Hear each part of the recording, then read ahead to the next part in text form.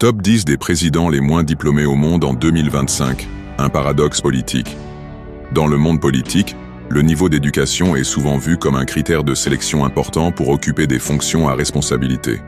Pourtant, il existe des présidents qui ont réussi à se hisser au sommet de l'État sans un diplôme universitaire prestigieux. Découvrons ensemble le top 10 des présidents les moins diplômés au monde en 2025.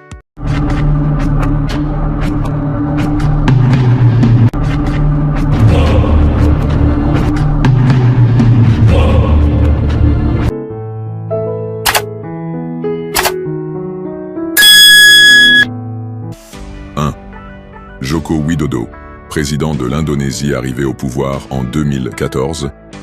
Joko Widodo a créé la surprise en se présentant aux élections présidentielles avec un modeste diplôme en forgeron.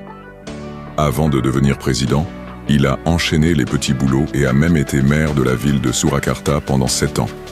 Cela ne l'a pas empêché de mener des réformes économiques majeures pour son pays.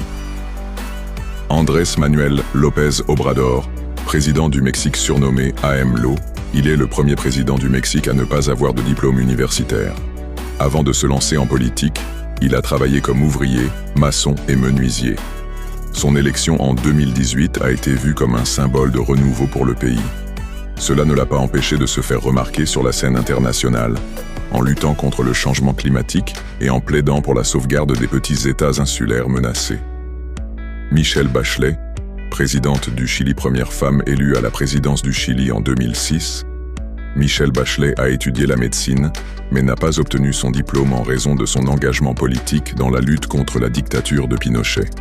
Elle a par la suite occupé plusieurs postes ministériels avant de devenir présidente à 2 reprises. Ivan Duque, président de la Colombie avant d'être élu en 2018, Ivan Duque n'avait pas de diplôme universitaire en poche. Il a tout de même réussi à se faire un nom dans le monde politique en devenant conseiller économique auprès de l'ancien président colombien Álvaro Uribe VI. Cristina Kirchner, ancienne présidente de l'Argentinelle, a été présidente de l'Argentine de 2007 à 2015, mais n'a jamais obtenu de diplôme universitaire. Cristina Kirchner a rejoint les rangs de la politique en tant qu'avocate et a occupé plusieurs postes à haut niveau avant d'accéder à la présidence. Evo Morales, ancien président de la Bolivie, arrivé au pouvoir en 2006, Evo Morales a été le premier président indigène de la Bolivie. Bien qu'il ait abandonné ses études de comptabilité, il a su gravir les échelons politiques pour devenir président pendant 14 ans. Présidente du Brésil, première femme à occuper la présidence du Brésil en 2011, Dilma Rousseff n'avait pas de diplôme universitaire, mais une formation en économie.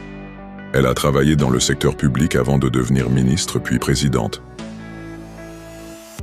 Adama Barrow, président de la Gambie avant d'être élu en 2016, Adama Barrow n'avait pas de diplôme universitaire, mais une formation en gestion d'entreprise. Il a travaillé principalement dans le secteur privé avant de se lancer en politique. 10. Lénin Moreno, président de l'Équateur, ancien vice-président de Rafael Correa, il est devenu président en 2017 sans avoir de diplôme universitaire. Il avait toutefois une solide expérience en tant qu'administrateur d'une entreprise publique de transport pour les personnes handicapées. Ces exemples montrent que les diplômes ne sont pas toujours indispensables pour accéder à des fonctions politiques importantes. Si certains de ces présidents ont réussi à briller malgré leur manque de diplôme, d'autres ont été confrontés à des difficultés, notamment pour être pris au sérieux sur la scène internationale. En somme, le niveau d'éducation reste un critère important dans le monde politique, mais il ne définit pas à lui seul la réussite d'un leader. Les compétences, l'expérience et la détermination sont également des qualités essentielles pour diriger un pays avec succès.